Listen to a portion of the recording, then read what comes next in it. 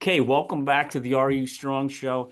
I have an awesome guest on today, and like most of my guests, I've been introduced to them all from a prior guest. But this young man, to me, young man, comes highly recommended. But I'm going to list off his accolades, and what I'm going to go first, though, I'm going to go first with his education because man, it's so impressive. So I'm just going to start out with what this young man does for a living first. He's the assistant principal at Lacey Township High School in New Jersey.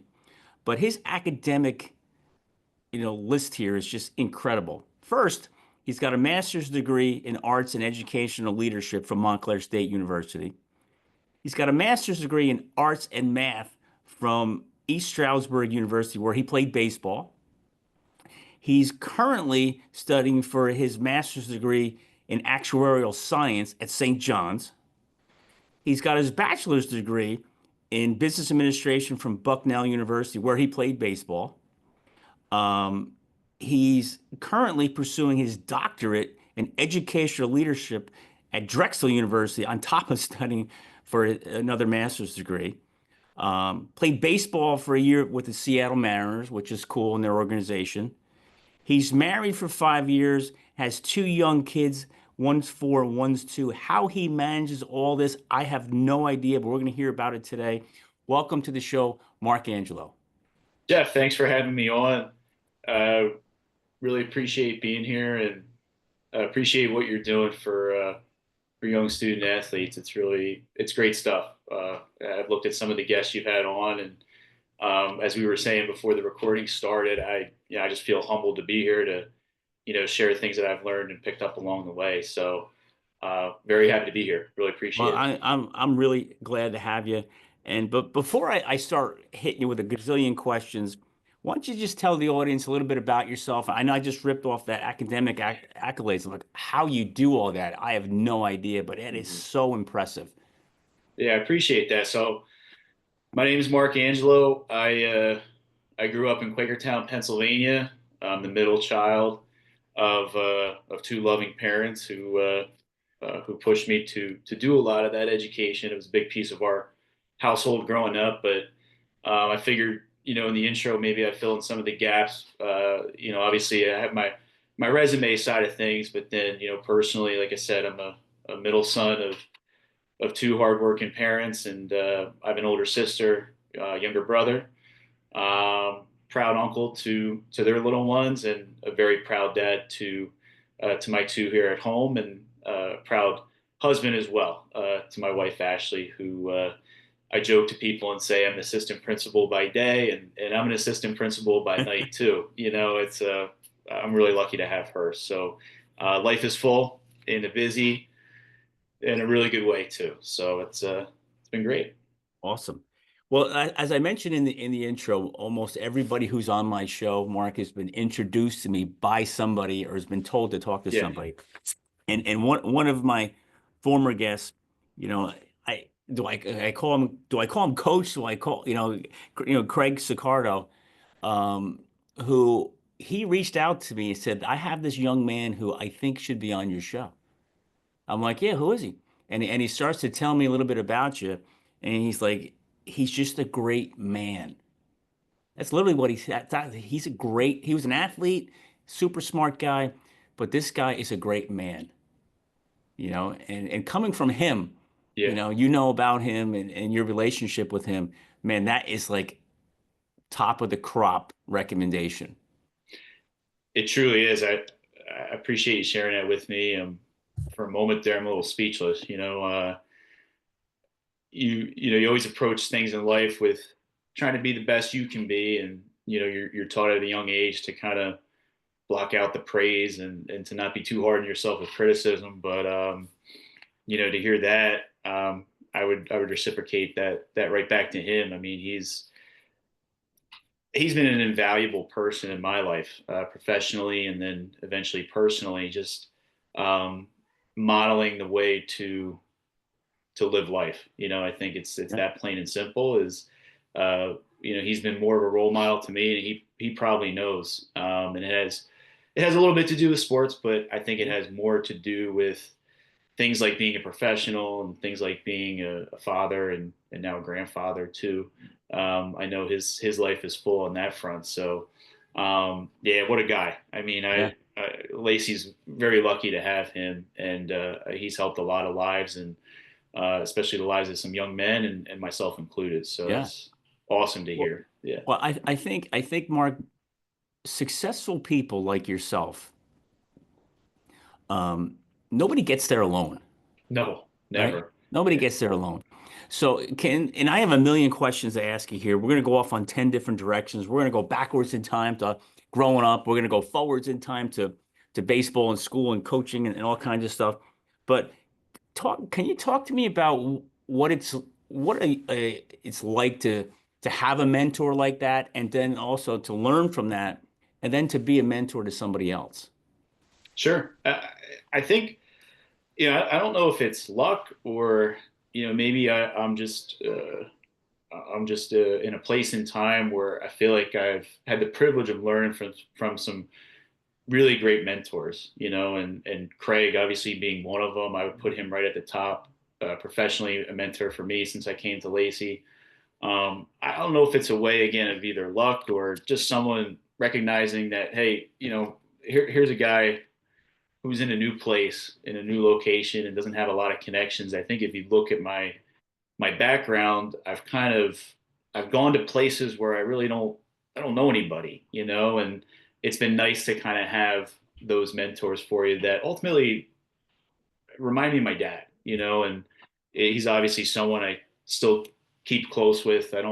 We don't live as close, obviously, living out here, but I think my foundation, in terms of role models, is a really strong one with my dad from a young age. He kind of taught us what it was to be a man and to be to be a dad. I'm starting to tap into some more of those Mm, lessons that he didn't necessarily preach to me, but I just remember the way he went about things in his everyday yeah, life that I find myself doing now yeah. for the past 2 or 3 or 4 years.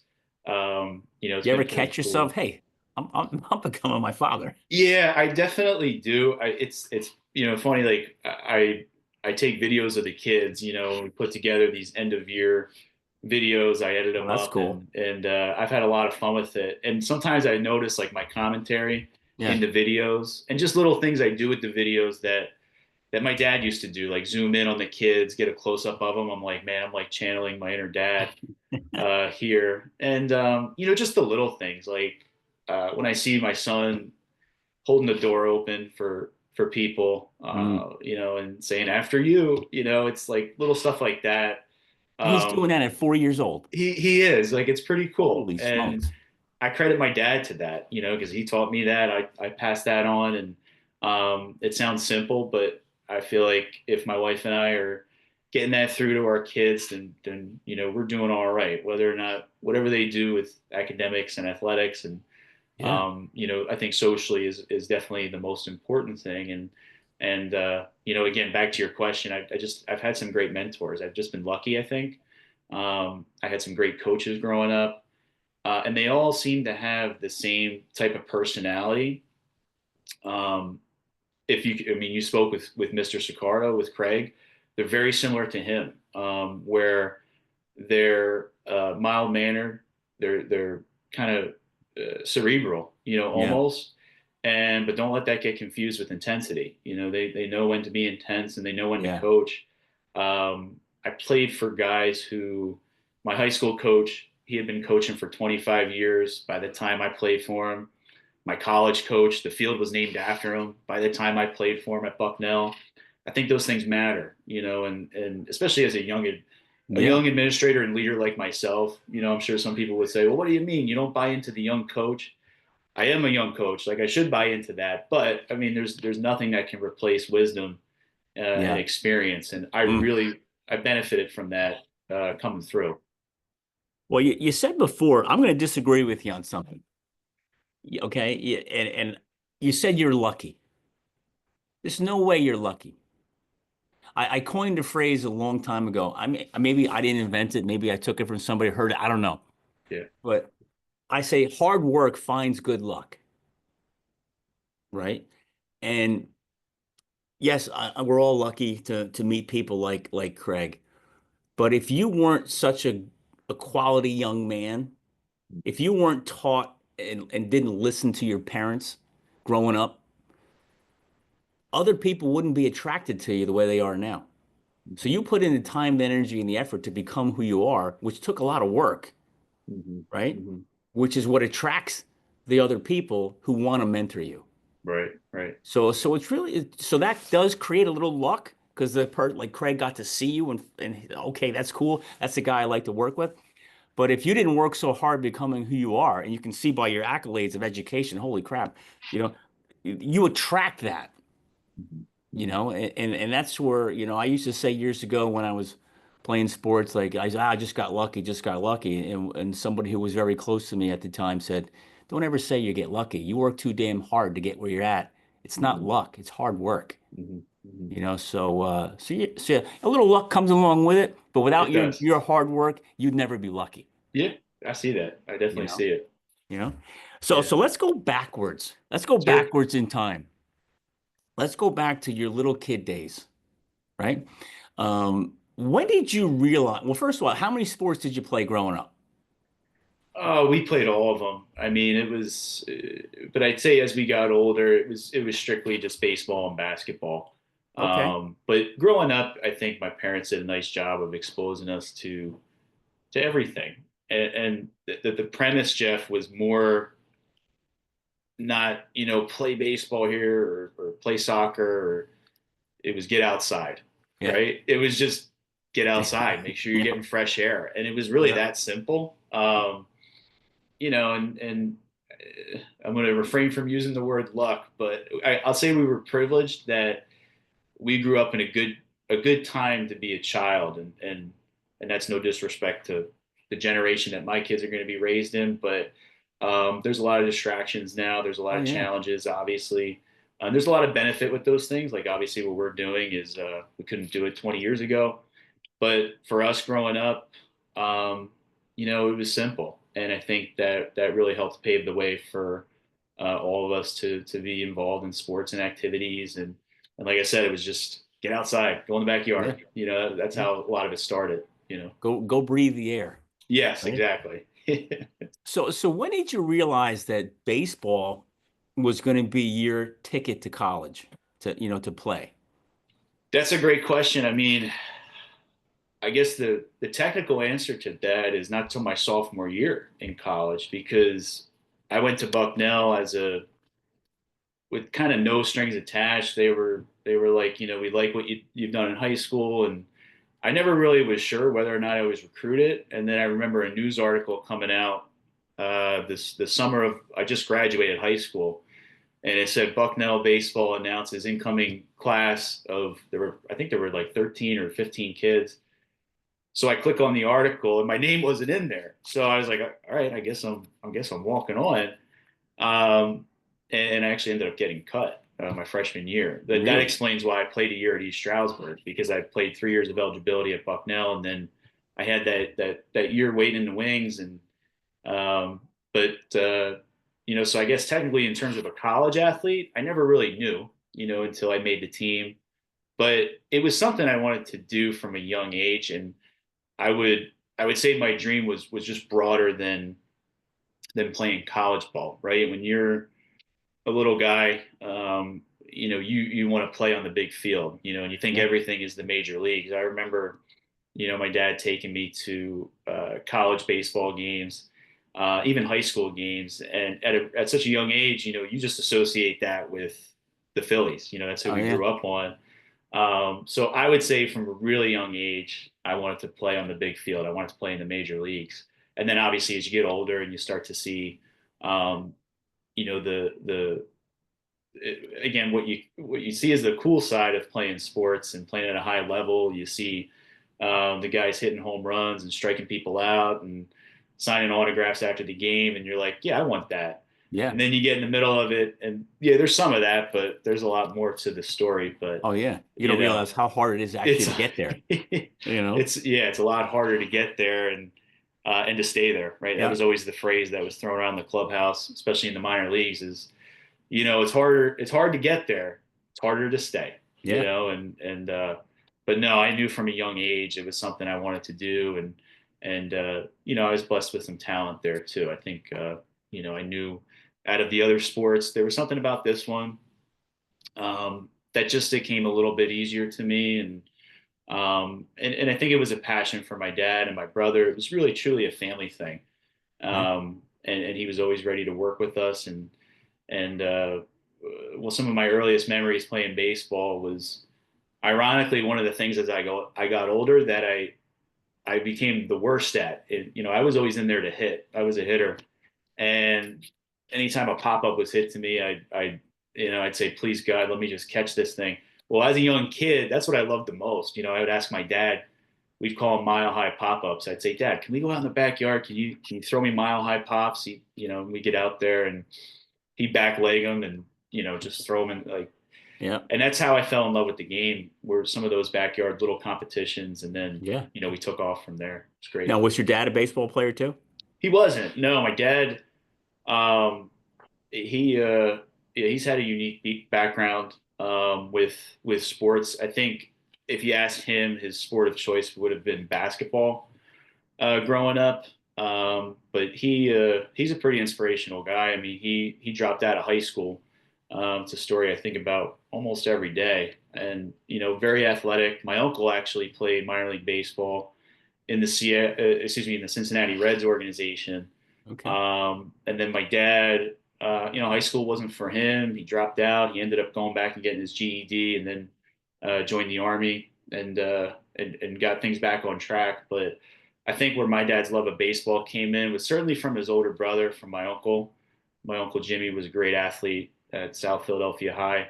He would talk about him a lot. And as good as he was in baseball, he was also really good in football. So I think some of that athleticism maybe came from him. But my dad was always just really interested in the game. Yeah. I can picture him listening to Phillies games. This was before we had cable. He would fire up the Phillies games on the radio, and he'd be out on the porch listening to them. So I think we were students of the game at a very early age, and that helped too. Oh my God. Yeah. When you Yeah, start young, it's always good to have a good foundation, right? certainly, certainly. So I ask this question a lot. Now, your situation seems kind of unique. You show up as a freshman at Bucknell, and you're not Mhm. really sure, did I make the team, on the team, walk on, cut, what's going on? Yeah. First, tell me, what was it like as a high school baseball player who I'm gonna guess you were pretty darn good in high school, right? You go to Bucknell, you show up, it's time to play, and you're like, man, look you got some guys that are 4 or 5 years ahead of you. Maybe they got some fifth-year seniors there. Talk about that experience. Like you mentioned before, like a little kid, you go from the small field to the big field. Okay, well, it's like from going from high school to college, it's like going from the small field to the big field, right? Can you talk about that experience and what that was like? Sure, it was a challenge. I mean, you go from, like you said, you go from high school where you're doing pretty well, and I never considered myself an exceptional high school athlete. I think I was good. To be honest, my brother was really. I mean, he was. I feel like I've heard this story more and more as I've gotten older. Of the younger brother, myself, being the hard worker and not having as much talent, and then the younger brother just having that innate talent. And I'll give him some credit; he was a hard worker too. But he was. You talk about a high school phenom. I think of my little brother. I think of me as someone who kind of followed the more traditional route of playing freshman as a freshman, playing JV as a sophomore with a sprinkle of varsity time, and then lettering junior and senior year. I feel like that's the script for a lot of good high school Yeah, athletes who actually don't play at the next level, right? It's probably the story of kids who, they were really good ball players and now they're studying mechanical engineering, right? Or yeah. whatever the case is. So I was kind of living that narrative. I kept growing too. Like I noticed I was just getting bigger and taller and I kept improving. It wasn't like I really had reached my plateau yet. So I was like, well, what the heck? Let's keep doing this thing and seeing how far it goes. Um, I, at the time, you always want to feel confident, right? So after the first tryout, if you ask my 18-year-old self, in the fall, like, are you going to make the team? I would probably say, yeah, I got a chance. Looking back on it, Jeff, I had no chance. I had no shot. It was, and I wasn't ready yet. I'm almost glad it happened because physically I wasn't ready. I had not really committed to the weight room yet. I think mentally too, I just was in a place where I didn't understand some of the practice plans, and I had a really good high school coach and a good support team there, but I realized I was playing against kids, or excuse me, I was trying out alongside of students who were exposed to things like the AAU circuit and some really, high class and really talented type of training that I didn't have that experience. So I realized I had to go back and kind of step the game up, a little bit. And the speed of the game was just too quick. And I just wasn't ready yet. So um, I wasn't totally shocked when they told me, hey, we're going to move on. I was How'd you appreciative. handle that though? How did you Yeah, probably never cut in your life and now you're cut. Like how the heck did you handle that mentally? yeah, it was, I mean, it was tough, but it was also like, I kind of just rolled with it. I said, all right, well, if if this is the decision they make, let me focus on my school. Let me focus on my studies. I always looked at it as I always felt like I didn't deserve to be at Bucknell, to be quite honest, Jeff. I kind of was like, when I got admitted to that school, I thought baseball maybe had something to do with it. And then when I learned I wasn't really being recruited, I was like, oh, maybe I actually got in on my own accord with my SAT scores and the GPA and the whole bit. A tough school to get into. Very competitive school to get into. So I felt like, and I've shared this story with some people, if maybe I went to a less competitive school and I got cut in the fall, maybe the MO would have been, all right, well, let me finish the fall semester and then let me transfer to somewhere I'm going to play. I felt like I couldn't leave that opportunity, where it was almost like, all right, it's time to move on now. I think of that quote from Moneyball. They say everybody's told at some point they can no longer play the child's game, right? Mm, For some that happens at 15, for some that happens at 40, but we're all told. So if you asked me back then, I felt like I was told, all right, that's it. The game's it's over. And it was disappointing, but I kept myself busy, obviously, with the schoolwork. I met some really great friends in my freshman dorm, um, who I still keep close with to this day, who were not even on the baseball team. And I just said, you know what? I'm at a good place here. Would life be better with baseball in my life? I mean, certainly, but it's pretty good, glass yeah. half full type of thing. And then I think a turning point for me is so after getting cut, um, I said, let me go to this club baseball thing. We had a club baseball team at Bucknell. I'm not even sure if they still have it, but I remember going to the first game, and it was just different. It was kind of, you don't want to brag here, but I found myself in like a little bit of like a baseball purgatory. I'm like, all right, this the speed of this game and the club game is way too slow. The speed of varsity, I couldn't cut it there. I'm in the middle here. What am Yeah. I going to do? And that's really when it set the fire. I think it kind of set gears in motion that Okay. it was like, all right, it's time to go back. It's time to hit the weight room. It's time to um, get this thing back on track so you can make this team in the fall. And then it happened obviously in my sophomore year, which I was thrilled about. It wasn't we've all seen the movie Rudy. I wouldn't say it Yeah. was anything like Rudy, and I love that movie. And I'm sure if, Hollywood got a hold of my story, they might try to turn it into something like that. But it was more, I'm a math guy, Jeff. It was calculated. Yeah. It was live your life, work hard, but hey, go out for it your sophomore year. If you don't make it Yeah. again your sophomore year, then what the heck? But I definitely felt more prepared coming into it the next year for certain. So what was that like? You got cut. It was a challenge. You let's say for lack of better words, like you stepped down for the club side. Hey, you know what? I am a lot better than these guys, but Mhm. I'm not ready for that yet. You go back to the weight room, you get yourself set, prepared, you show up, you try out, you make it. How's that going on in your mind?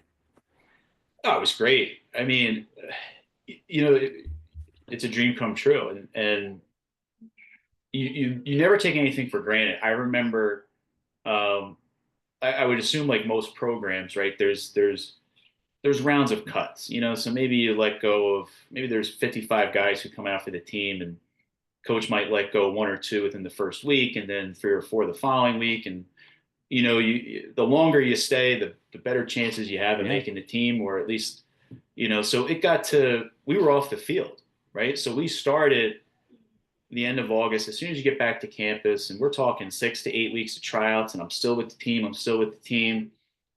And then we're off the field, and we start what's called individual workouts, which is basically team lifts and conditioning, things of that nature. And I'm still on the email chain. I'm still getting the notifications. I've got my locker. And I remember asking Gene Depew, uh, who's just a great mentor to me. And I must have went up to him really nervously in like the beginning of November. I said, "Hey coach, I know anything can happen with injuries and this and that, but I'm like, is there any clarity? Like, did I make the team?" And he smiled. He's like, "Yeah, you're on the team, Mark. Like you're, almost like you should have known this like 2 weeks Yeah. ago. Why are you coming to me You think now?" But they would make a formal announcement? Here's all the guys on the yeah, team. I think it was, and then when he kind of let the smile down, he did share. He said, "Yeah, it was, no doubt," and which made me feel good. He kind Yeah. of was like, "Hey, within the first couple of weeks, you set yourself apart from what we saw last year." And um, his confidence in that it was like almost a non-decision. Like, yeah, you're here and you're going to be with us. And I never looked back. I think from there, then the goal became make the travel squad, and it's funny looking back on it. Uh, Things that were my goals that sophomore year, looking back on it now as someone who ended up getting drafted, and you almost like laugh comically, like, really, your goal was just to make the travel team, like, and not even, and that really was what it was. It was Yeah. like, if I get in that bat, great. If I go in late in the game for defense or whatever, that's great too. But when coach sends out the travel team every Wednesday or Thursday, I want to see my name on that list. And it was. And, I think that trained me to temper your expectations, Yeah. based on where you're at in life and, in your career. So the challenge for me, I think, was more socially. I think there's an element of when you do make the team as a walk on, you're taking the spot of somebody who was planned for, I guess, if that makes sense. Whether that Yeah. person, and my only hope was like, I hope whoever spot I'm taking, I hope they're hurt. And obviously I don't wish ill on anyone, Yeah. but I hope it's not just a thing of like me coming in and swooping up somebody's spot. I've always kind of struggled with that like inter team competition, Right. if that makes sense. Um, but it stuck, and we had a good year. And like I said, I had some great mentors, some great teammates, and I learned a lot that year with how to approach the game, Yeah. um, with just the little things that some of these guys had more experience in high school with. All of a sudden, I was exposed to some great competition, and everybody was so welcoming too, which was really nice, and we took off from there. It's great. It sounds like that whole story you just told, which is awesome. You kept setting new floors, Mm-hmm. right? I'm gonna make the travel team. Good, made it. Boom, that's the floor. I'm gonna get more at bats. That's the floor, and I can become a regular play. Like you kept plateauing and growing, plateauing and Mm-hmm. growing. Mm-hmm. Where you weren't. It's not that you weren't satisfied, type of thing, but you had bigger dreams, Right. right? And I think too is like you're put in a circumstance where you can help the team in the Yeah, littlest of ways. Like, I remember my role as a sophomore was, this sounds like the weirdest, like if any baseball person would be like, that was your role that year, but I was a late inning defensive replacement for our first baseman because he happened to be our closer.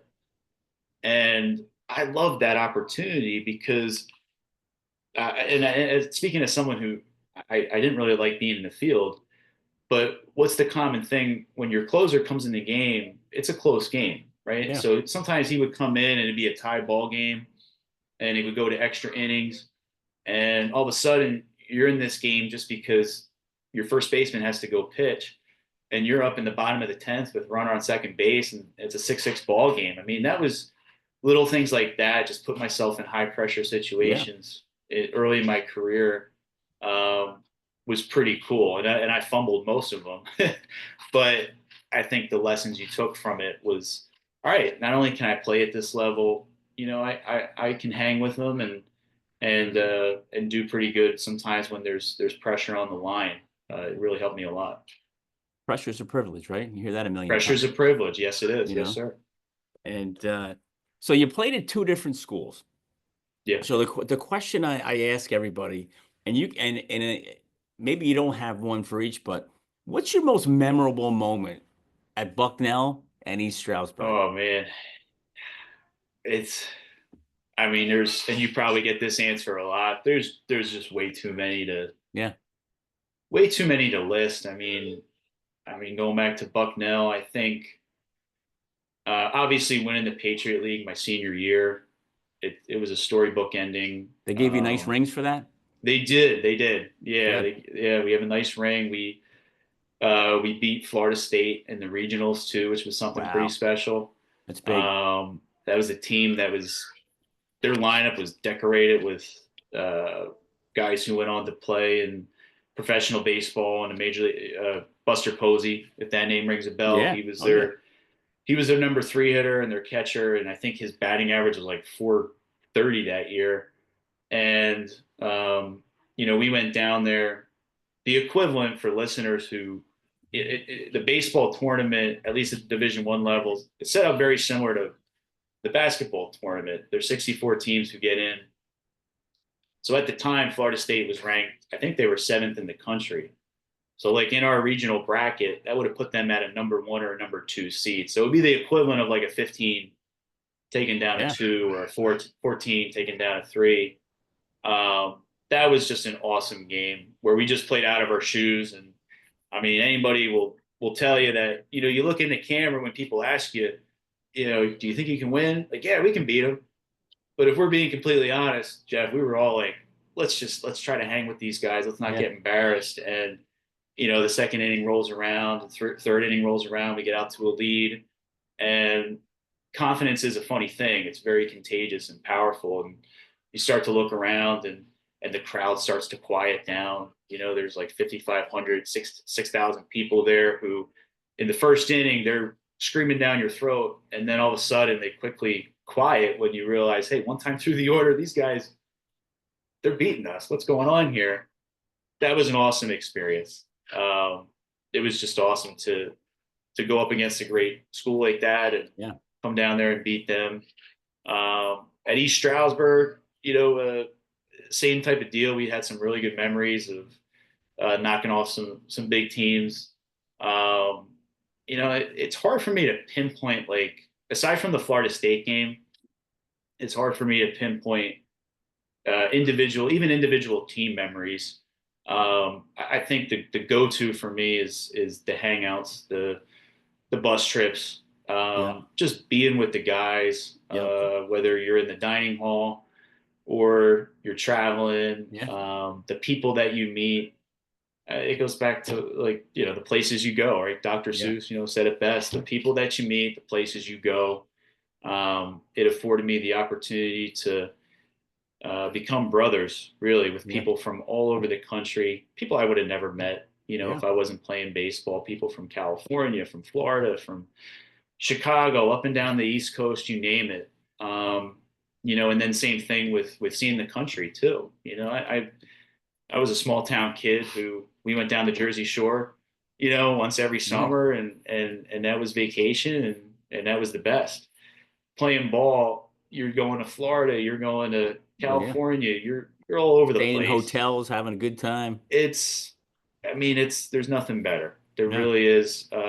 There's nothing better, and that's what I remember the most from both experiences at Bucknell and East Stroudsburg. And we started out with this too. I'd be remiss if I don't mention the best memories were also being mentored by. I had some great coaches. Some guys who were not screamers, and you'd play against those guys, and you felt a sense of luck, you know, and gratitude of like, hey, I'm playing for a player's coach who, um, you know, approaches this game like a man, and it was just nice to be able to play for guys like that. There were times, especially at Bucknell with Gene Depew, where we'd see Gino's going to rip us, you know, he's going to tear us up the way we just had this practice or had this game, and we would kind of get together on the mound and like brace ourselves for the lashing that he was, and it never happened, you know, it just never happened. And he would give you that look of disappointment, you know, and that's Yeah. all we needed. We were like, you know, all right,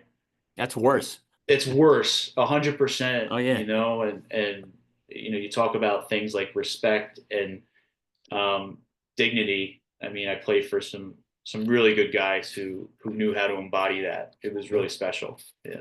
You know, when I was playing in college, we had a coach who was not a yeller, not a screamer, you know, a position coach, but he was intense. Yeah. And he would just do one of these. Come here. And if you got the finger of come here, you know, you knew you were in big trouble. Yeah. And he would get like right here, you know, right in your face, not yell, not scream, but his intensity of his delivery of whatever the message was, you were like you feel like you were getting lashed out, you know, but Mhm. nobody heard it. He didn't embarrass you, but everybody knew because who was on the other side of that finger, they knew it was going to be a tough conversation, you Yeah. know. But Yeah. You don't want to let coach down. I mean, there's definitely no, a personal aspect to it where yeah, that is good coaching when you can get that personal where, you know, the players are kind of feeling that you're in this with them. And, yeah. you know, I don't want to let coach down. He does so much for us. He's always got our back. He defends us. He never embarrasses us. That works. That type of coaching, you know, in my humble opinion, I think it works really well. And it makes you want to play harder Certainly. for them. Like you Definitely. understand, like I want to win for him, and not just Hmm. you and the team, which is still very important. But like Yeah. you said, you don't want to let the coaches down. Like we got to get this guy a ring. Hmm. Hmm. You know, like that's how you feel. But you said before about the bus rides, the trips, the locker room, you know, and every time somebody comes on the show, I try to bring this up because I Yeah. want to drive that a little bit because the traditional college student doesn't understand that, right? Hmm. And the other thing that I try to talk about is when you're out there, like you said, hey, late inning, you're coming in to play first base, you're out there, like the euphoria is kicking in, right? Hmm. Like when you're out on that field, you can't explain how you're feeling. You can't read it in a book, you can't find the description, you can't paint the picture of it. But can you talk about that for a second? Like Sure. what it's like to be part, like you said, the brotherhood, what it's like to be on that team, on that organization, in the game at that time. How are you feeling? Yeah. I mean, I'll talk about the game situation first, and then, you know, kind of tie it back to the clubhouse. I think in the game, it's nerves, right? You feel it. I mean, at least I did. You know, I was someone who I got nervous. You know, you don't need a cup of coffee. We'll say Yeah. that. Yeah. If anything, you know, you have to kind of work on your breathing techniques. You know, I was big on that, stepping out of the box and, calling time, taking deep breaths, and kind of controlling the moment, you know, so to speak, and slowing the game down. Those were things I always thought about.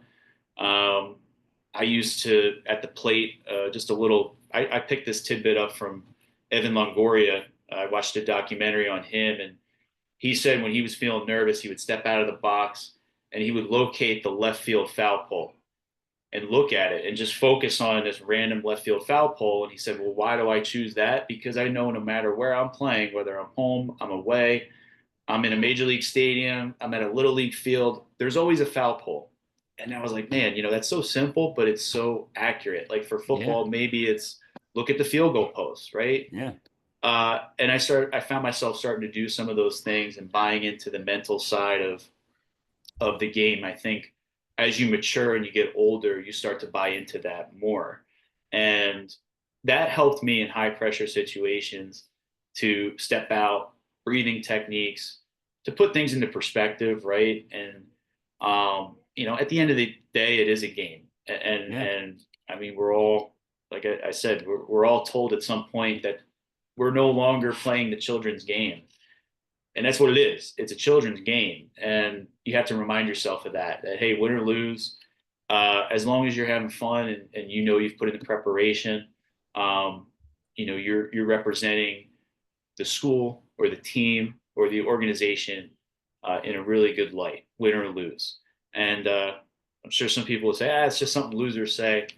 I don't know, call me a loser then, because that's the mentality that I have, and I that's mean, the you can still mentality that we feel that. brought. You can still feel that way and want to win. Sure, you can, and then when you do win, Jeff, you win with class. Yeah. And that's something that I think we always pride ourselves on. And I mean, that goes all the way back to high school. High school and in college and even at the professional level. Our coaches always stress that play with class. Care when you lose, but put it aside and get on to the next one. But when you win, don't showboat, don't gloat. Some of these bat flips I see now, it's just I don't I know, know. and I don't want to sound like an old timer, but like That drives me nuts. it's I don't know. That's not how we were raised. When we No. played the game, it was you put your bat down, and the guy you just hit a home run against, he's a person too. Yeah. He's And not feeling too good right I'm now. not Don't saying make, you gotta, yeah, you don't have yeah. to go give him a hug after the Yeah. game, but don't show him up. And Well, my thought around that is they're not feeling too good right now. Don't yeah, make them feel worse. exactly, You know what I mean? Like exactly. you said, they're Yeah, human. they're human at the end Yeah. of the day. So, but yeah, and then going back to the clubhouse, I mean, I think how being in a brotherhood in a clubhouse, how it helps you in pressure situations is no one on a team takes themselves too seriously. And if they do, I don't know, you're probably going to get a little isolated. You might get a little ostracized. I heard this quote a while back, and I thought this was funny, but also true. And it said, true friends, and I'll use some G-rated language here, but true friends are friends who will crap talk you to your face, but then behind your back will stick up for you Right. and have your back. And I was like, man, I like that one. That's pretty good. And I started to think about, my brother. I started to think about my friends, um, the people closest to me. And I'm like, you know what? Yeah, we razz on each other. We give each other a hard time, and all in good fun, of course. But then when crap hits the fan, you know that they're going to have your back. Right. I think that when you have that on a team, and it starts with your coaches, um, and then it trickles down to your captains, and then Yeah. it trickles to your senior class, and then obviously the whole team. When you have that, it's something special, and predicated on, hey guys, again, it's a game. Don't Yeah. don't take yourself too seriously. We've all had the ground ball go through our legs. We've all struck out 3 times in a game. It happens. Get back out there tomorrow and try your best tomorrow. And baseball, I think we're privileged in the sense. I know you being a football guy, I can't mentally playing football. I feel like would be so hard for me because baseball, you get right back out there the next day. So if you have a bad game or you lose 10-0, you're not going to dwell on it that long. You're going to go back out there the next day, and it could be in the other direction where now you're winning, and all of a sudden that memory of getting crushed is totally out of your system. Yeah. Football, you got to sit around and think about it for a Yeah, week. football, you've got to think about it, and you've got to game plan it, and Yeah. oh yeah, it's baseball. We're lucky in that sense. Oh, Yeah. yeah. So, what kind of advice, Mark, can you give the young guys coming out of high school to get them ready to play in college? Sure, I mean, it's a great question, and I think the advice I would give, I feel like the landscape of college sports has changed so much. Oh, So it's crazy now. and I'll be honest with my role as an assistant principal and I adjunct at TCNJ too as a staff professor.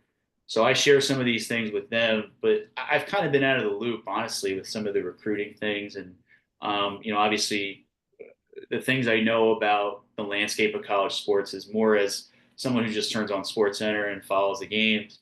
Um, but things with the NIL deals and the Yeah. transfer portals, um, I think I think it's harder than ever to coach, I would say. I don't know. I want to talk to maybe some college coaches. Yeah. But my advice to high school athletes would say get to know the challenges that college coaches are facing, right, with this new landscape of sports, and then be easy for them, right? Like kind of figure out if they're struggling with kids who are transferring and kids who are thinking about, well, who can I sign with to get this amount of money, and be the kid who comes in and says, hey, I'm here to get a degree. And I would never tell anybody to put promises on the line, but share your values. I want to be here Mm. for the long haul. What do you value in sports? I love being part of a team.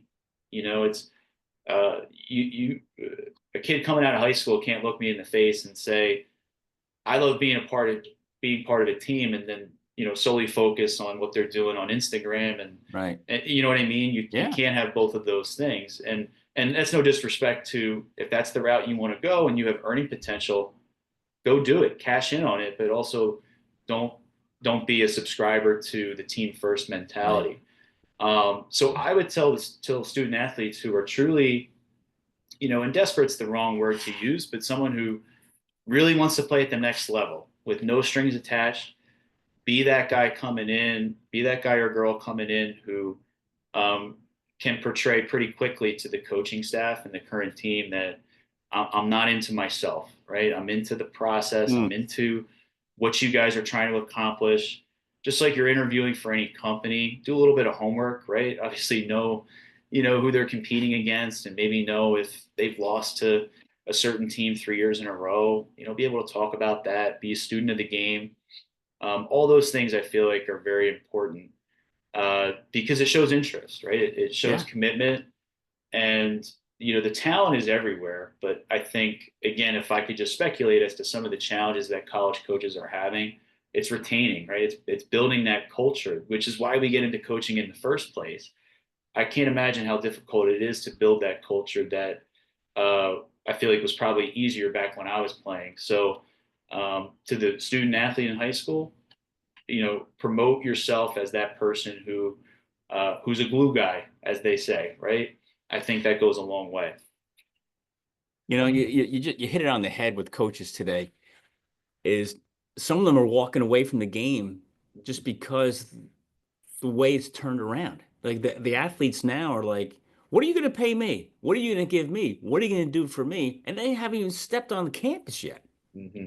Whereas, if I go back to my days, they're like, what are you bringing to the team?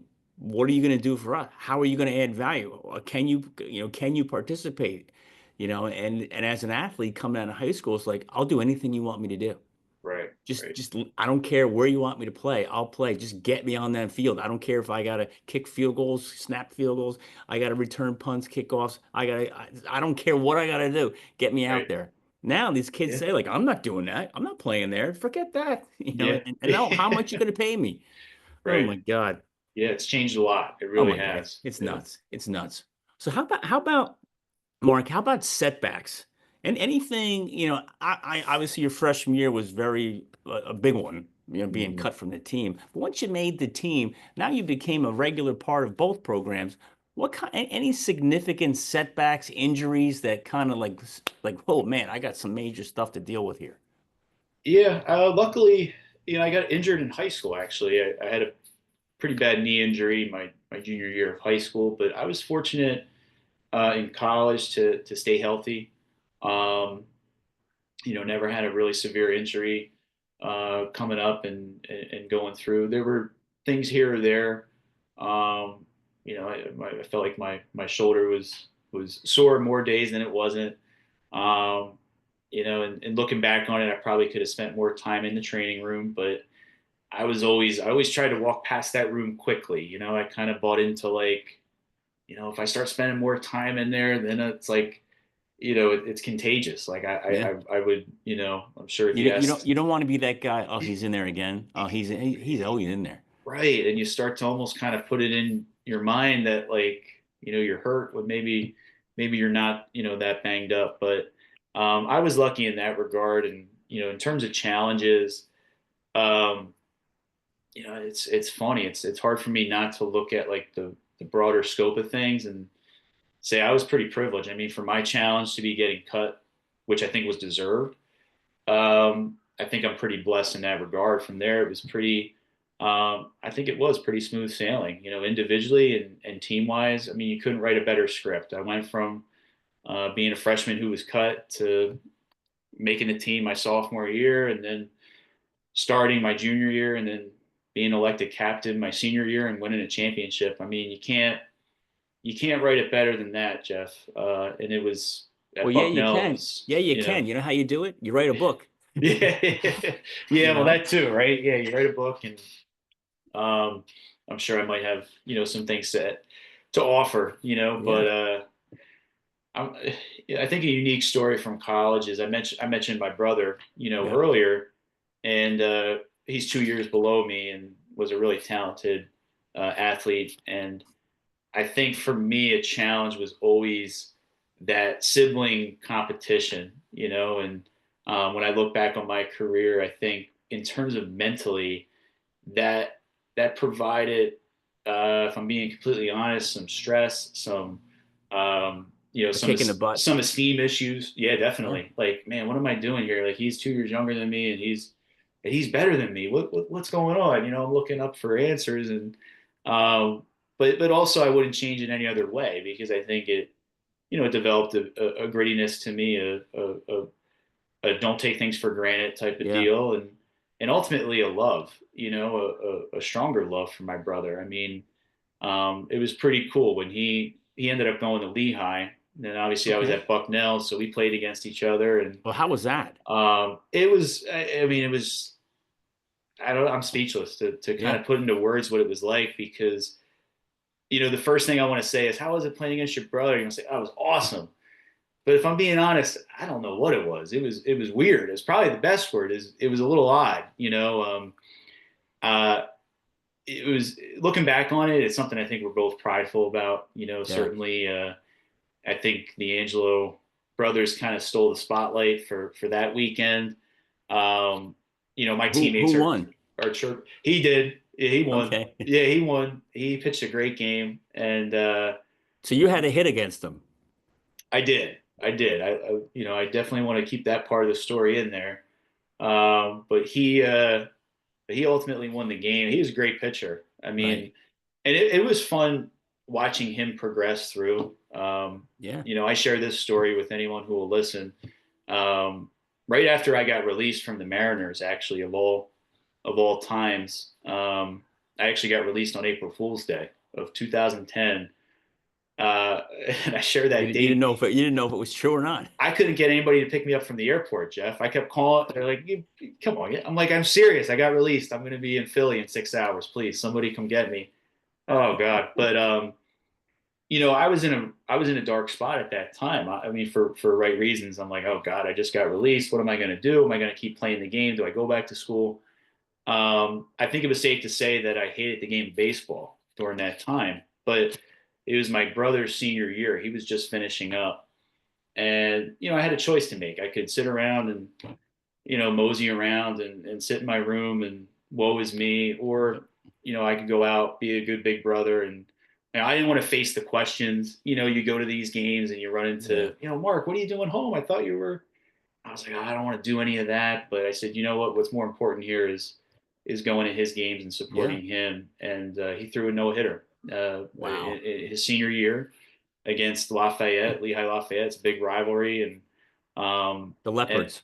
the Leopards, yeah, right. And that was the silver lining on me getting released, was like, hey, if I would have never witnessed You would have that. never seen that. I would have never seen it, and I think about that, and now looking back on it, I'm so glad I did. It was an awesome time. But that competition between him and me, um, that was challenging. And I'm sure it was Yeah. challenging for him too, for different Sure. reasons. I think he was probably like, and I hope he was never holding back. I hope he was always playing 100%. But I got to imagine, for the younger sibling, and you're with the older sibling. Like, do I outshine them? And I hope he Well, went did he into every strike you out? Did you game. get a hit?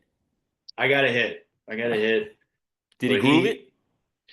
he he threw a fastball, which Oh, I feel like was a, you'd have to ask him what his game plan was. But I remember the at bat. You don't remember many at bats from college, I'll be honest, but that one yeah, I do.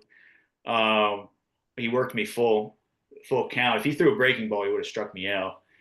But I had a feeling he was going to throw a fastball because I'm sure he just was like, I don't want to yeah, walk him, right? So he threw me a fastball and I got lucky, but he won the game. I mean, their team had a good game that game, and it was definitely the talk of. We go back to the clubhouse, always busting your chops, and leading up to that, I had a lot riding on the line. A lot of my teammates were like, "You're not gonna get it off. We're gonna show," they're giving me a hard time. yeah. It was fun. It was really fun. Your poor parents. Were they there for that game? Yeah, it's funny when the Super Bowl last when was it 2000 when the Eagles were playing the Chiefs and the Kelseys have their podcast who Yeah, I love listening to it and we shared it out with my brother and my parents and it was cool watching that game because we're like this story kind of sounds a little familiar on a yeah, much smaller scale. Uh, I You'd have to ask them. I think they were a little nervous about it. I think they were very proud of the moment, yeah, but also they wanted the but best. I think it kind of worked out well. I yeah. wasn't thrilled because we lost, um, but they were like, "All right, well, Greg won.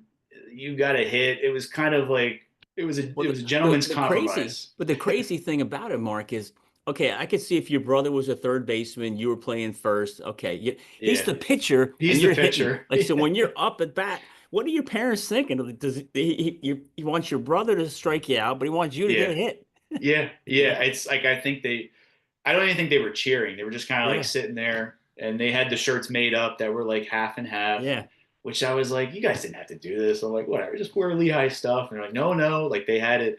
I'm sure my mom sewed it up to make it half and yeah. half. That's cool. It was definitely a unique experience. It was cool. Do they still have that shirt? I'm sure they do. Yeah, I'm sure they do. I'm I'm sure it's surprised they haven't somewhere, framed it and hung it up in the house. right? It You could be. It could know? be framed, but yeah, it's cool talking about this because Oh yeah. we haven't talked about it in a I had while. is it on tape? Was it videoed the game? It's a great question. Um, You got to find that somewhere. That's got to be yeah, so cool to go back I and don't watch. know. Because you know who's going to want to see it? Your kids. My kids, yeah, I That's know, going to be so cool. yeah. You got to dig it up somewhere. Somebody's got to have a It's got to video be of it. something. Yeah, there's got to Yeah. be something Oh out my there. There's God. definitely photos. I've seen my uncle took a nice shot of us. It's kind of you can't really see me. It's a good shot of my brother, really. I'm kind of like blurred out and he's throwing one over the Yeah, plate. It's pretty special. that's cool. Yeah. Well, let me ask you this question. Yeah. Baseball, you guys played like 50 games in a season in college, right? How the heck, like for football, like you said before, yeah, we play once a week and we play, 12 or 13 games, season's over. You guys play like 50 games in like 3 months. How the heck do you stay motivated to keep that drive going, knowing you got 50 something games you're playing? Sure. I think what it comes down to is, I think in baseball, sometimes when you're going 80%, it's more effective than 100%. Um, Playing every day, it almost forces you to go out there. And I'm not saying you're not hustling or playing your hardest, but it forces you to slow things down, right? And go at it with a relaxed approach, and knowing that it's not the end all be all, right? If we want to win game one of this series, but if we lose it, we're playing the same team the next three games. It's a 4 game series, and we just have to play our best baseball from at bat to at bat, from inning to inning. It sounds cliche, but that's what helped a lot of us on the team was I think focusing on. Sure, it's a long grind, it's a long season, but not getting ahead of ourselves and just saying focus on the next pitch, the next at bat, whether it goes good or bad. Um, be there to pick each other up and not get too stressed out if things aren't going well, and if things are going well, be ready for them not to go well. It was almost kind of like that was how we approached a lot of things. Was like, hey, when we were playing well, almost treat it like we were fortunate to get those wins, never take them for granted. And when you're up big on a team, keep scoring runs, and don't let off the gas pedal. And if you're down by a lot of runs, anything can happen. Anything can happen in baseball. It's what makes it a great sport. Is there's no clock, right? No. So if you chip away, and we Well, had there's a some. clock now. There is a clock Yeah. now, yeah, yeah. There's Right. there's there's that clock, but when you're down by a lot, anything can happen. And Yeah. I think it's a game that needs to be played every day. I think that's another piece of it where um, physically you get tired, but I know, at least for me personally, if I went a week without seeing pitching, the next at bat I have, I'm gonna be like, oh, You get where'd rusty. where'd that one go? Right? Yeah. All of a sudden, like a 90-mile-an-hour fastball seems like it's 98 if you don't see pitching for quite some time. So, it's a grind, but Yeah. I think in a funny way, it's prepped me really well for professional life. There's a lot of takeaways from baseball that I think apply to working really in any industry. But it's a game of failure. Yep. You're gonna strike out and ground out and fly out, and you can't beat yourself up. You've got to take it one day at a time and be consistent and show up. Um, and show your best self as best you can, and do it consistently every single day. And our coaches preached that every time you have a game, it's an opportunity. It's an opportunity to do something that you haven't done all year. And Yep. I think of the Joe DiMaggio quote of, I think it was him who said, why don't you sit? Why don't you take in time off? And well, there might be somebody in the stands there might be a kid out there who's never seen me play, and that's why I Mm. want to play today. And I love that philosophy, right? There might be, and you can apply that to your job. There might be somebody who's never been to the high school, Yeah. who's going to judge your high school on how you pick up the phone, right, or how Yeah. you interact with them. I think Mm. those lessons that baseball teaches you really do carry on to a lot of things. That's huge. I love what you said before. Be ready for things not to go well. Yeah, yeah. That's a sign of maturity, right? Because there's so many, and it's a big thing to talk about, Mark, with athletes today. It's when things don't go well, you know, they don't handle it well. Mm-mm. They point fingers, they complain, they blame others, they make excuses, and it just doesn't go right. Doesn't look right. And so to be ready for things not to go well, man. That's in anything. That's baseball, your like you said, your job, your family, whatever. Being ready is a sign of maturity. That's Yeah, and big. it's not to be confused with not being confident, right? I think Right. it's you prepare for the worst, you expect the best, right? How's that saying go? You prepare for the worst things to happen, but confidently you say we're going to win Yeah. this game, we're going to take care of it. But if things don't go our way, how are we going to handle that? How are we Yeah. going to handle that Yeah. adversity?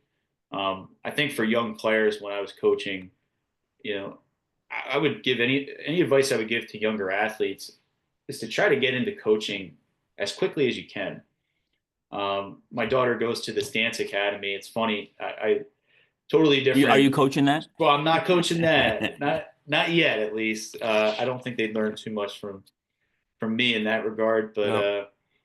the kids there who are working with her are, I mean, they might be in middle school, they might be in high school, and I think I definitely was not coaching baseball in any capacity in high school or middle school. But I think when you have those opportunities, if you have it, if coach says, "Hey, help out at this camp or this clinic," I would urge you to do it, because it'll make you a better ball player. It'll make Yeah. you a better athlete, because it requires you to explain the things that you just do, right? It explains you to teach those things, and you're going to hear that voice as you Yeah. continue to do that throughout your career. So that helps too. I think with preparing for the worst is being able to talk out what you do. That helps you get ready for the next at bat or helps you make the next pitch. If you can explain it to a child or explain it to a parent, don't forget to explain it to yourself. What do I have to do to get ready for this next competition? And that takes time. It takes experience, but it's never too young to start working on that. Awesome advice. So what brings out the best in you? Oh, that's a great question. I don't know. I don't know what bring. You'd have to ask the people that are close to me. You'd have to ask my wife that one. You'd have to ask the people that I work with. Obviously, my kids. I want to know um, when Dad's at his best.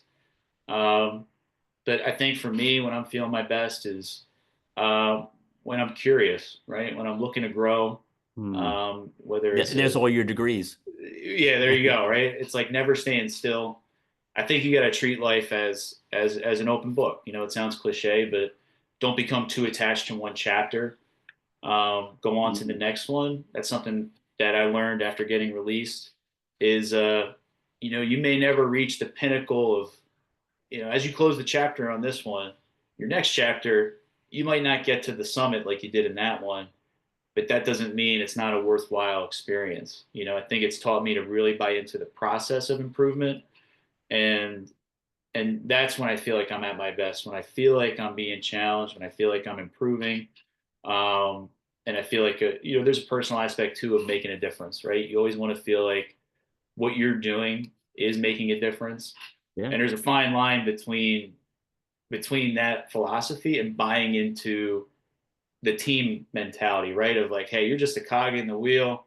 You're part of this pride and tradition that has been going on for a really long time. And, how do you balance that of kind of falling in line, but also saying, like, me as an individual, I'm something here, I'm making a difference. So when you can balance that act, I feel like anybody's going to be at their best.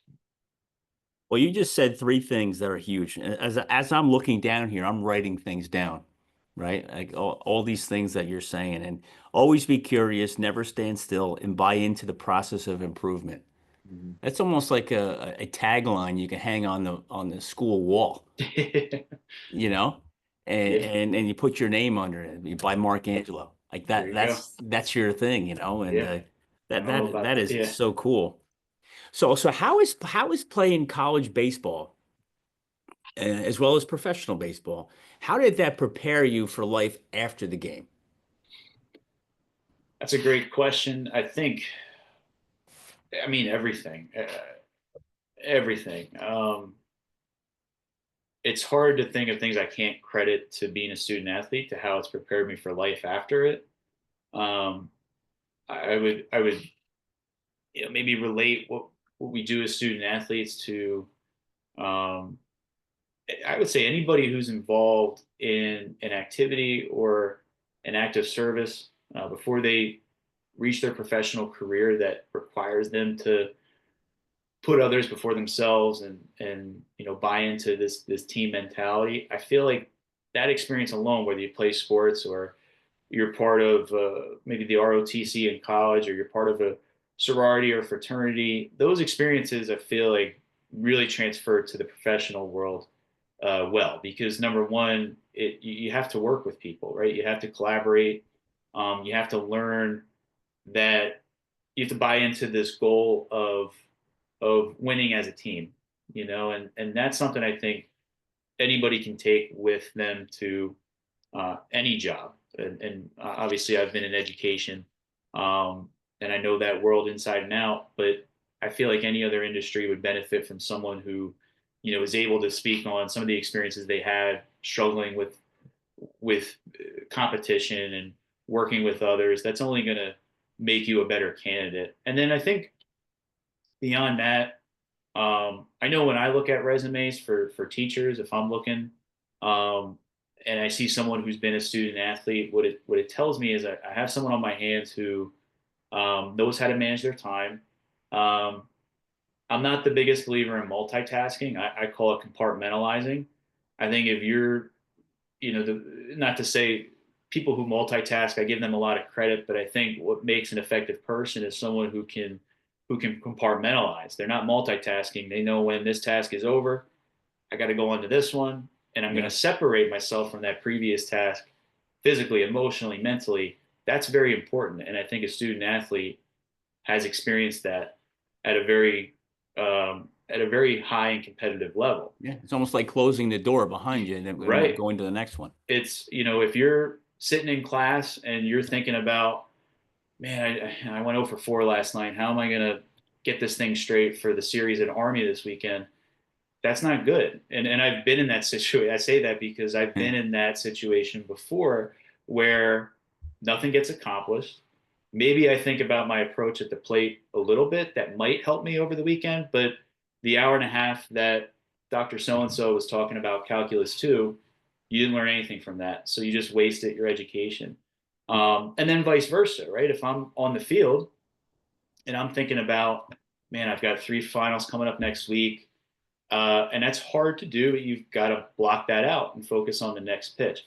You see that a lot in your job. You have to be able to close the book on a meeting, and the meeting might not have gone the way you wanted it to, or maybe you had a phone call with someone that didn't go as planned, or maybe you had a success. You were just recognized as employee of the month, or you just got that end of year bonus. You have to compartmentalize that. That's great.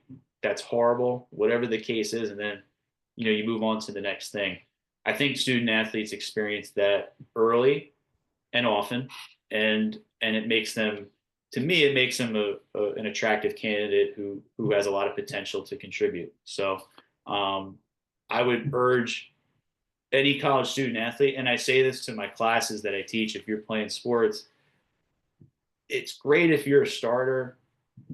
Just be part of the team. Continue to be part of the team, and you might start your career as a starter, and then injuries may happen, or guys or girls will come along who are just better than you and take your spot. But stay committed to the program, because it'll open up so many more doors for you years down the road than you think about when you're in that moment. It's so funny because you're so focused on, man, I just want to get playing time, or man, I want to win this game, or and I don't expect college students to think about it this way, because I certainly didn't. But get yourself removed from college for 10 or 15 years, and you start to look at some of those things and say, oh my gosh, I mean, it was great to win those games. It was awesome to beat Florida State, but it's not the value, right, of playing college sports. It really wasn't. Right. So much of this other intangible that you take to your job that I think is, and your personal life as well, Yeah. and, I mean, and winning that game was just a moment in time. it was just a moment in time, Right. and And that whole college experience you had is what prepared you for life, yeah, 100%. which is so cool. So let's talk about Yeah, that for a second. sure. Transitioning out of baseball, right? Out of college, out of professional sports. We just talked about how playing the game prepared you, but what Mhm. was it like up here in your brain and your mind when it was over? Yeah, it was tough. It was tough because the nice thing about playing sports, is it gives you direction. I mean, it just gives you clear direction. When I wake up in the morning, this is what I have to do. I have to get to this workout. Then I have to get to, it's almost militant in a Right? sense. And I say that with the utmost respect for the men and women who serve our country, because I have no idea what that is like. And that is a sacrifice that is not comparable to sports. But I would say the discipline that you kind of gather, from that, it makes life very easy, right? Think about it. Your workouts are spelled out for you. Your travel plans are spelled out for you. Your meals are made for you at the dining hall. Heck, your laundry is, you put it on the loop. I miss those Yeah. days. Uh, and everything's just taken care of for you with the sole intent of, what can we do to help this young man or young lady succeed at the highest level in the classroom and on the field, right? That's the Mm. goal. When all that is stripped from you, and that's true at the professional level too. When I was with the Mariners, everything's done for you. It really is. When you're done with that phase of life, and now all of a sudden it's on you, it requires you to pick up some pieces. It requires you to, for lack of a better phrase, it requires you to man up a little bit. It requires you to say, all right, well, it's not like that anymore. You're just like the rest of us. All right. Get over yourself, get on with your life. And I think I needed that. I think it came at the right time. Um, the game was too quick. I compare it a lot to getting cut as a freshman at Bucknell. Um, in the moment, I probably had hard feelings about it, but looking back on it, I was not cut out for it. I just simply Yeah. was not. That was my time.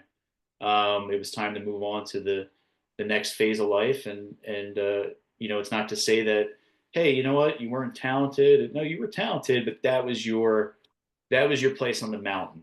To call for the helicopter. All right, I'm good now. Come That's get me. that's it. Come get me, and take pride in moving on to the next chapter of life.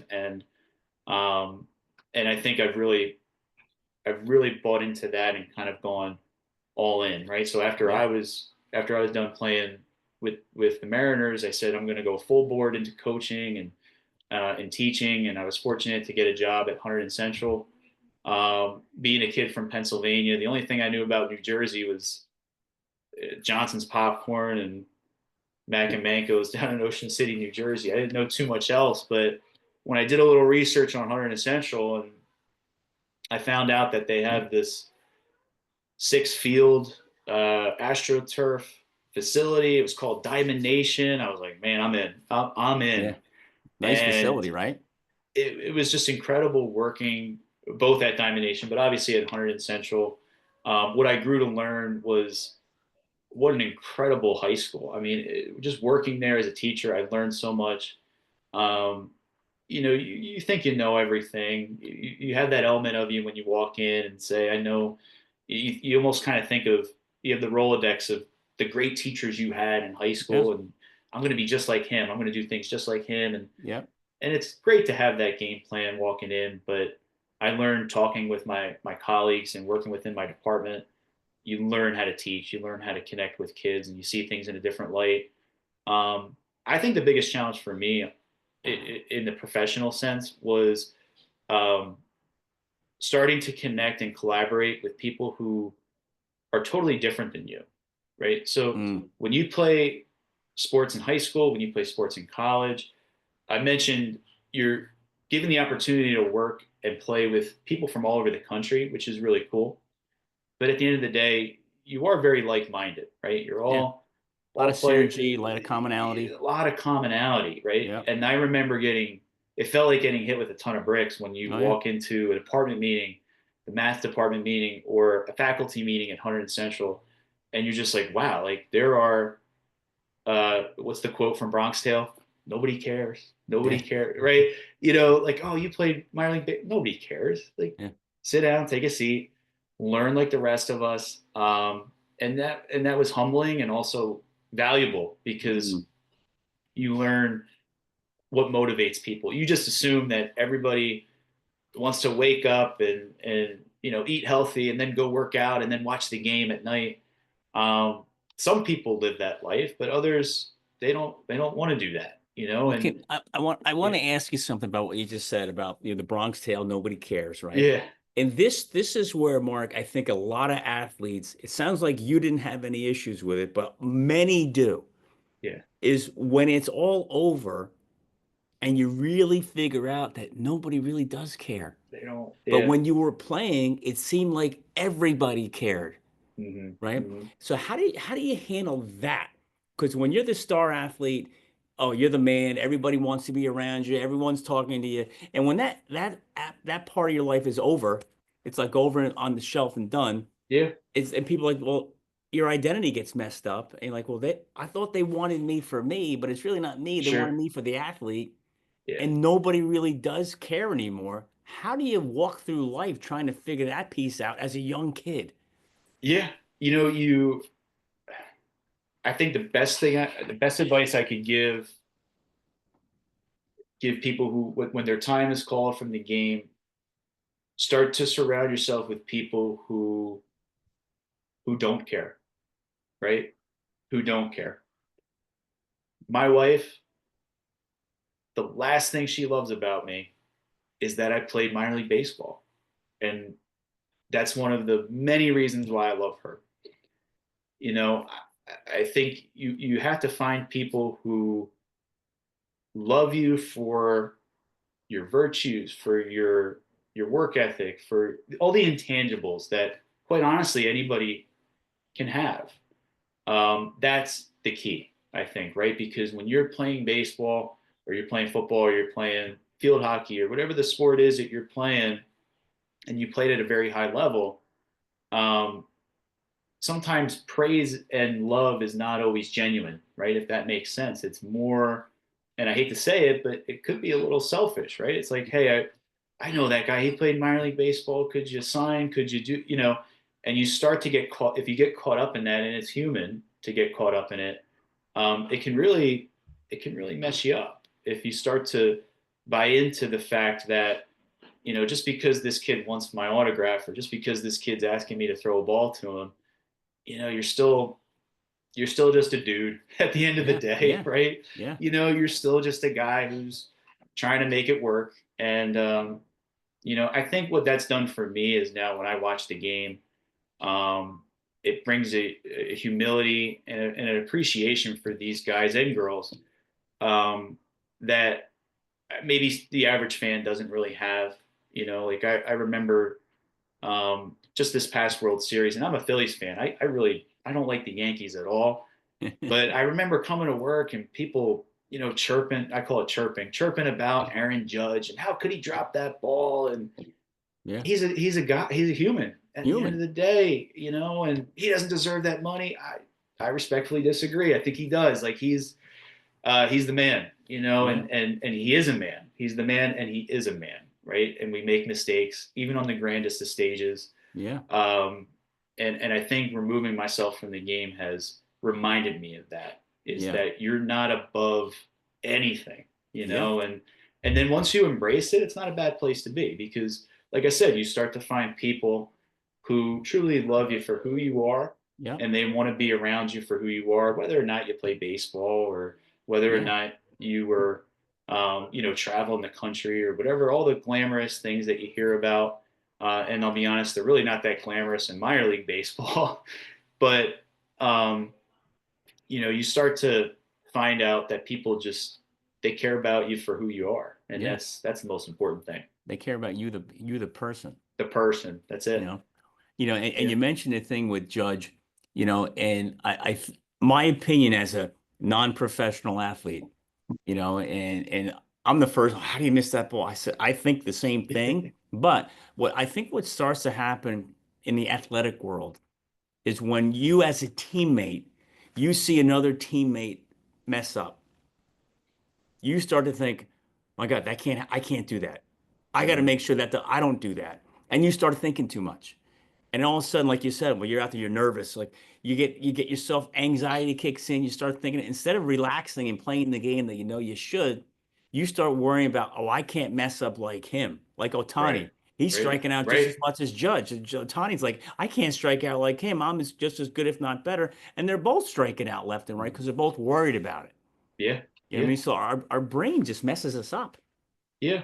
And, you and, know? and, I think there's an element of, the higher you go up in any sport, the more athletic you are. I've tried to explain this to maybe others who have, you're smooth. Like, the word is smooth. So you make the routine catch look routine. You make the routine play look routine, when in fact it's a very, maybe it's not a highly technical thing they're doing in that moment, but it takes more coordination and experience than the average person knows. You know, there's definitely an element of that. Oh my God, yeah. So what advice, let's talk about this question about, you know, athletes. We just talked about, the game's over, but how can they prepare mentally for that? Game is over, nobody cares, right? We use that mentality. You said find someone who cares about you as a person, not the athlete. But the athletes can't understand that in the first day. Yeah. That, like, from when April 15th, April Fool's Day, the Mariners say, Mark, I'm sorry, but we don't need you anymore. Like, your mind is blown, right? What advice can you give to that athlete just about taking it to the next level mentally in Right. their professional life? Yeah. And listen, I say those things and give this advice. I've got a I've got the front seat house, best seat in the house to give this advice. It's been, what, 15, almost 20 years now since this happened. So I struggled with it. I mean, don't, when it first happened, you lose yourself. You lose who you are. You start to question. Um, for me, I remember going through a period of like just regret. I'm like, man, I put in all this time, right? All this energy, and now what? You almost kind of have that moment of regret. Like, why did I prepare for all this if now this is the outcome? And it didn't help having friends who had a Bucknell degree in their hand, who had done the summer internship when I was playing in a prospect league, or now they're, an investment banking analyst in their second year Making big money. at JP Morgan saying, Yeah. "Hey, how you doing, Mark? Like I'm at home. I'm doing all right." My advice to students would be you don't know where life's going to take you. So like if you're met with, "Hey, you're cut," or you're released, or you're not going to get drafted, or whatever, the whoever taps you on the shoulder and say it's your day, give it some time, because it might not be. Who knows? Someone could tap you on the shoulder and say, "They're trash, our treasure. We want you here." And unfortunately, that didn't happen for me. I say unfortunately the wrong way. I mean, it just didn't happen. Um, just don't get too dramatic with things, right? Let time play out, and the time will tell, with where life's going to take you. And if you're struggling with it, and if there's any evidence that I didn't struggle with it, the evidence I would say that I did struggle with it is I got into coaching, and I mean that in the nicest of ways. I think a very convenient way to stay in the game after you're done playing is to coach. Mhm. And it fills a void. It doesn't fill it completely, but it definitely taps into it where you're still in the game, you're still in the brotherhood, and that's something I would challenge young coaches. That's tough. You're not their brother anymore. You're their coach Right. now. That's something I struggled with. The glory days are over. Be their mentor. Um, but if you still want that culture and that game in your life, you can coach. And it's not a bad way to give back too. I think the worst thing for any game, for any sport, is to have someone who's competed at a very high level, and then, and this may be an unpopular take, but I almost think it's like your duty. Like you got to give back. Like at some point, Yeah. you've got to come back and you've got to share the things that you were taught. You have to do that. So Because if you don't, there'll be nobody to there's help the no younger one. guys coming up. Correct. There's no one. How are you going to carry it on? So Yeah. I almost think in a way it's like your duty. Like you get released, Yeah. go. I would say go back and coach, and that's what led me into teaching Yeah. and education. And I know you're not supposed to say in a job interview that I'm here to teach, and then coach second. I'm an honest guy. I mean, I got into teaching because of coaching, and Yeah. um, Well, look you at where it's know, got you. and It's exactly, it's yeah, crazy, right? yeah, So that leads into my next question is it sounds to me, again, from the outsider looking in, look at all your history in your professional world outside of baseball. sure, It looks like everything's just been perfect. You know, can you talk about any setbacks in your professional? yeah, I mean, you have all these degrees, all this education, you're constantly yeah, striving to be better. What kind of setbacks have you faced in your professional world after the game? sure.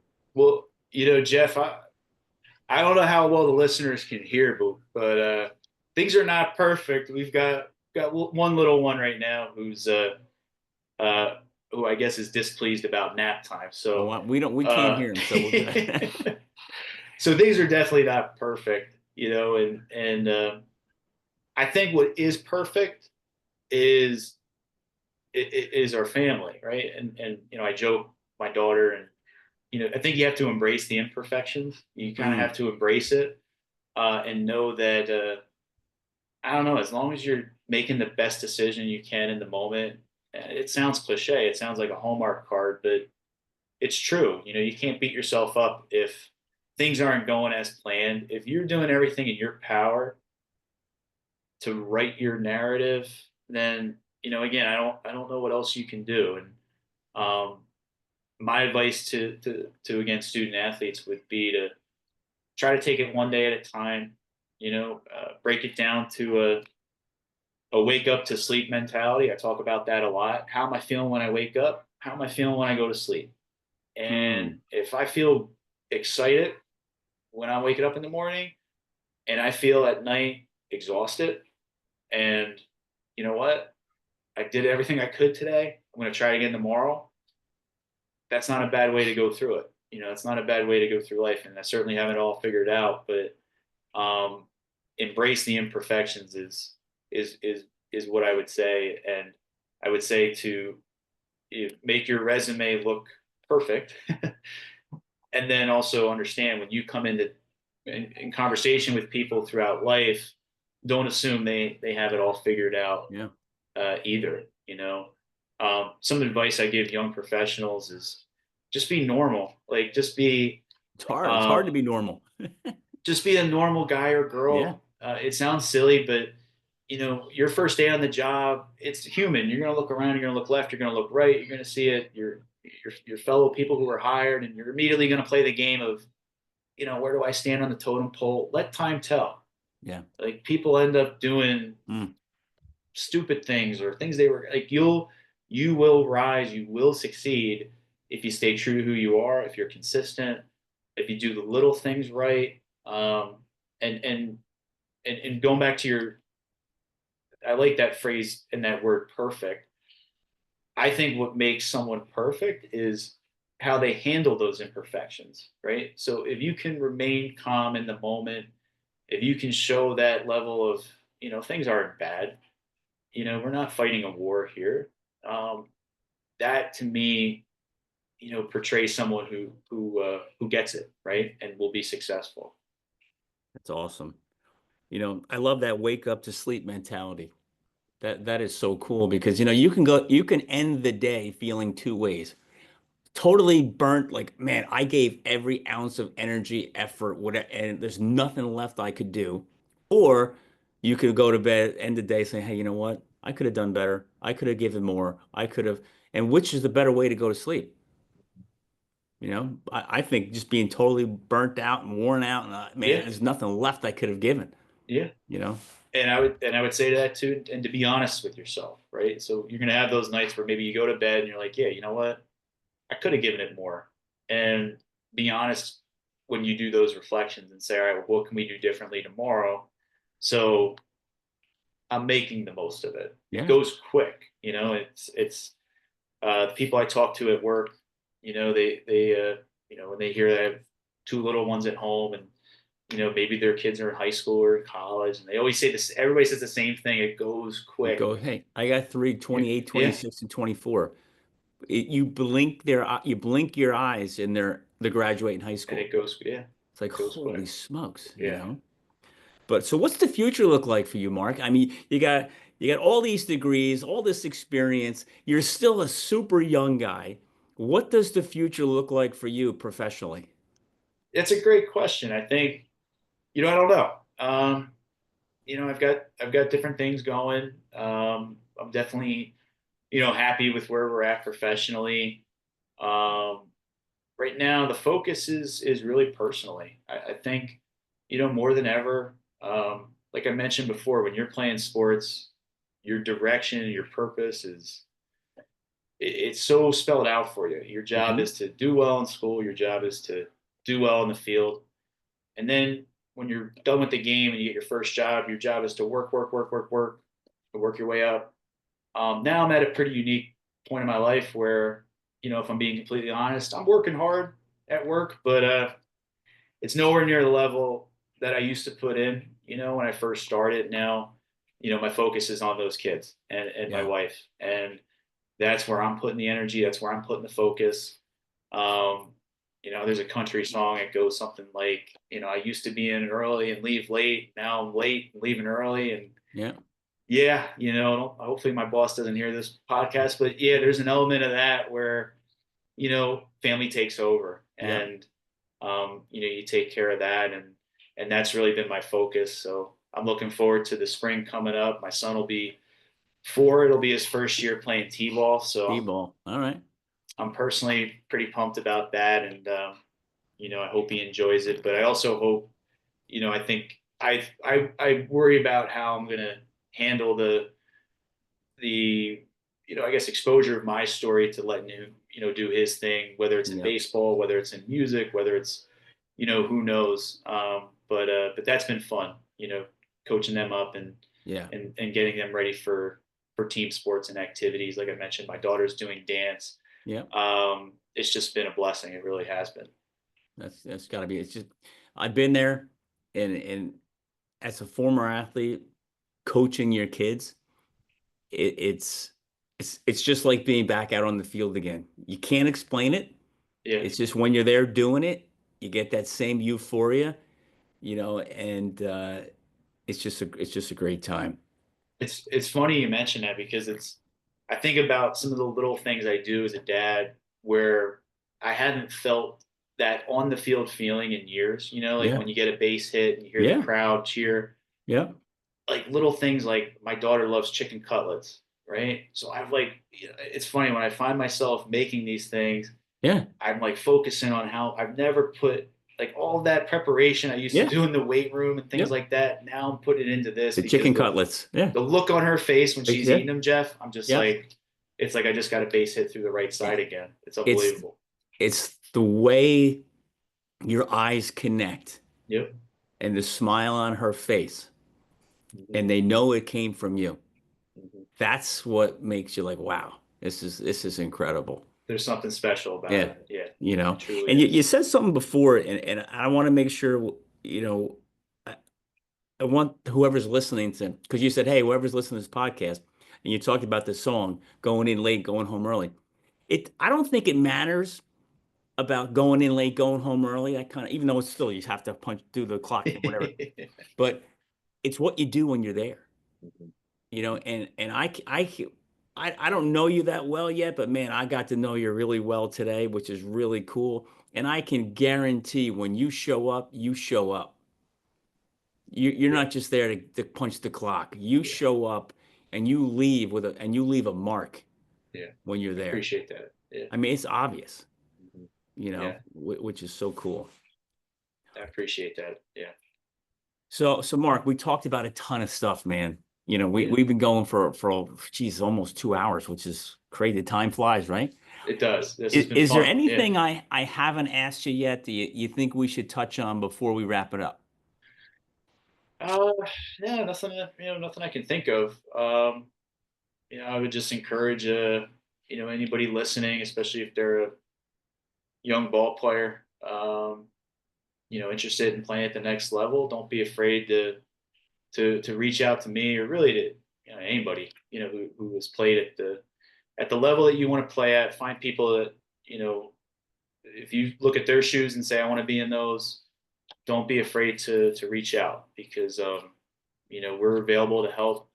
We're available to answer your questions. And, we want, I think any good coach wants the younger generation to do way better than they did. So, Yeah. that's always the goal with, the students that I work with and the kids that I work with, go on to the next big thing. So that's the only thing I would share is if people want to reach out, to ask questions, don't hesitate to. I think my emails are all public through Through through the school being system.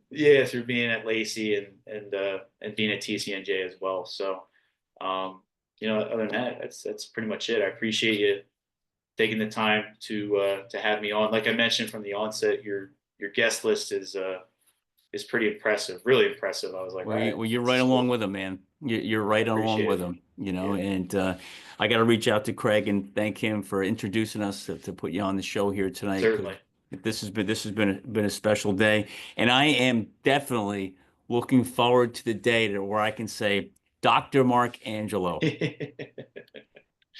We'll see. We'll It's see. it's coming. So Yeah, Mark, thanks for being on the show, and I just can't wait to watch all your continued success. I appreciate it, Jeff. Be well. And happy holidays to you and your family too. You too.